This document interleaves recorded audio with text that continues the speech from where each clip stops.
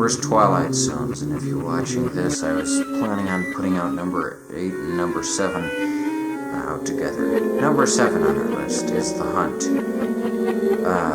This is another one of those ones that isn't exactly the most popular, but it still has a dedicated fan base, and today I aim to destroy that fan base, because this is it's the least insightful statement on the afterlife that can possibly be made. So the plot is, there's these old bumpkins, and one day the guy goes out and he dies, and he's a ghost, and like, when he comes back to his wife, this is what drives him crazy. He doesn't try to, like, pick anything up or anything. See how, try to make her respond, act like a poltergeist and anything. He's just kind of like, oh, crap, I give up. So it's very boring. And, aside from that, my problem with the episode, mainly, is that Satan claims to be God, and I don't think that's something Satan can do. I don't think that's really allowed. And then when he gets to heaven, after Satan almost tricks him into walking in through the gates of hell, after he gets to heaven, the angel's just like, well, we'll get him to stop. No, he doesn't say we'll get him to stop that. He's just like, oh, what a jokester. It's like, this old hillbilly guy hasn't done anything wrong. So why is he being coaxed into hell by Satan? That's very deceptive. And the only thing that keeps him from going into hell, thinking it's heaven, because Satan can just lie to anyone, is that his dog says no, and Satan's like, we don't allow dogs in here. And so I guess the moral of the story is, oh, he listened to his dog, how nice, his dog saved him. But it's like, Satan literally says, if you keep walking this way, you'll just walk that way forever. So it's either you're with your dog, or you get your eternal reward. I mean, that's a very hard choice to make. And what about all the people who don't have dogs? Does Satan just lie to them, and they just have to go into hell, even though they've done nothing wrong, except listen to Satan lying to them? Satan, the thing about Satan is, Satan needs to have his limitations.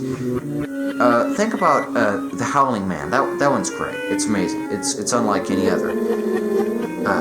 Just the choreography is very unsettling on that one. And in it, Satan says he's not Satan, but that's because he's locked up. He's at a disadvantage, and he's got to get out and wreak some more havoc. So he can lie there. That's okay, because he's just lying to get out.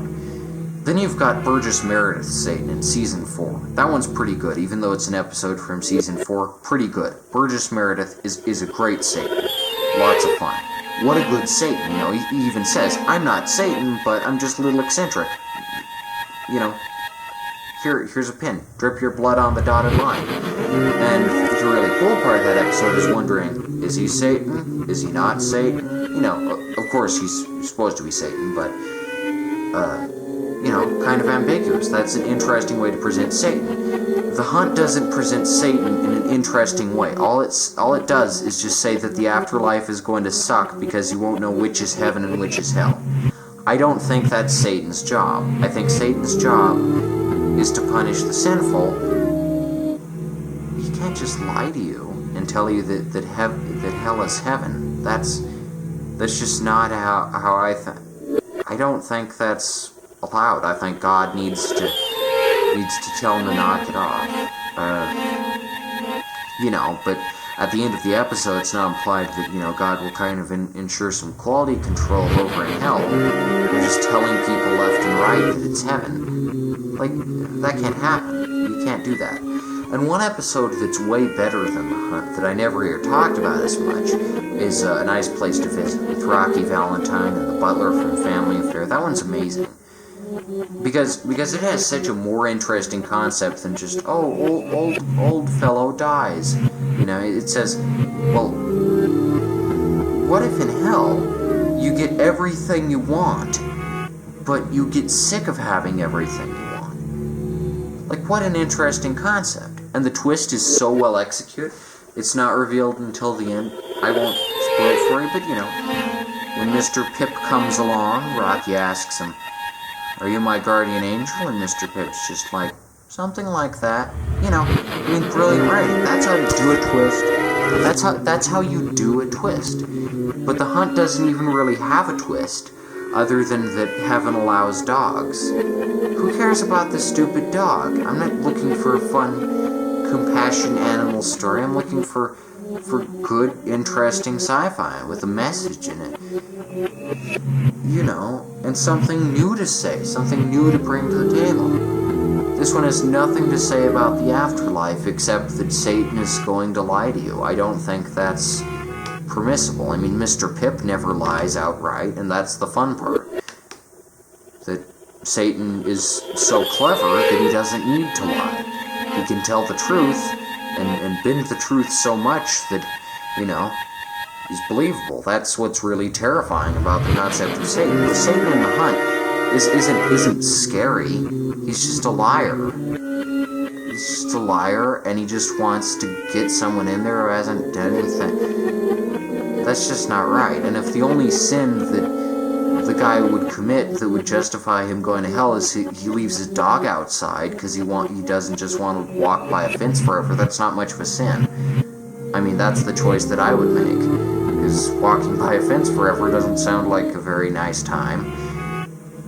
And why are the Elysian Fields part of hell?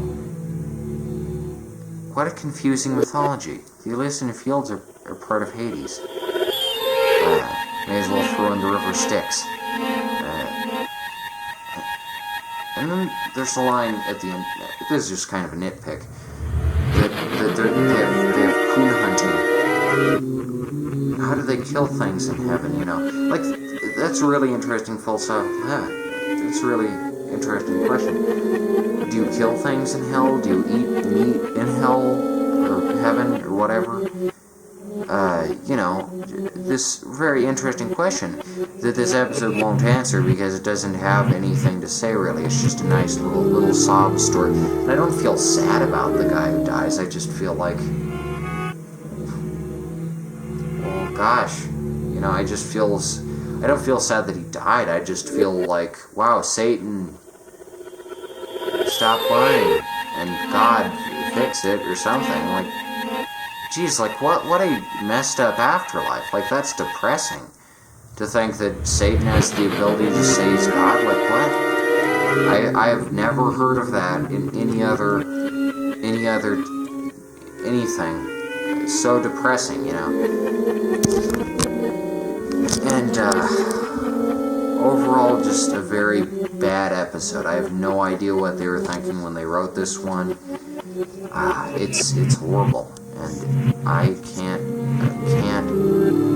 stand the oh my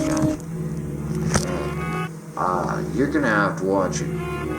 It's just really bad and really boring. And at the end of the angels, he asks the angel, "Why don't you have wings?" And he's like, "Oh, I do have wings, just under my shirt." And it's like, come on, Twilight Zone. Spend some money for some special effects. Give the angels some wings. You can do it. Just overall a very lazy, hashed out, bad episode that has nothing interesting to say. There's nothing you can get from this episode that is meaningful or consistent or anything. It's just meant to make you cry a little, and that's all it's meant to do. And it's just it's not depressing to me. It's just boring, and I don't get it, and it's stupid.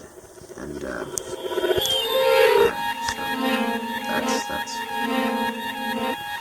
that's number 7. So we'll be moving right along with the list of the top 10 worst Twilight Zone episodes that I can't stand. So stay tuned. I have some Necklace comics. Some episodes of Twilight Zone are just bad. Which is sad for such a revolutionary show. Listen to my story about a man named Jed. A poor mountaineer barely kept his family fed. And then one day he was shooting at some food, and up through the ground come a bubbling crude.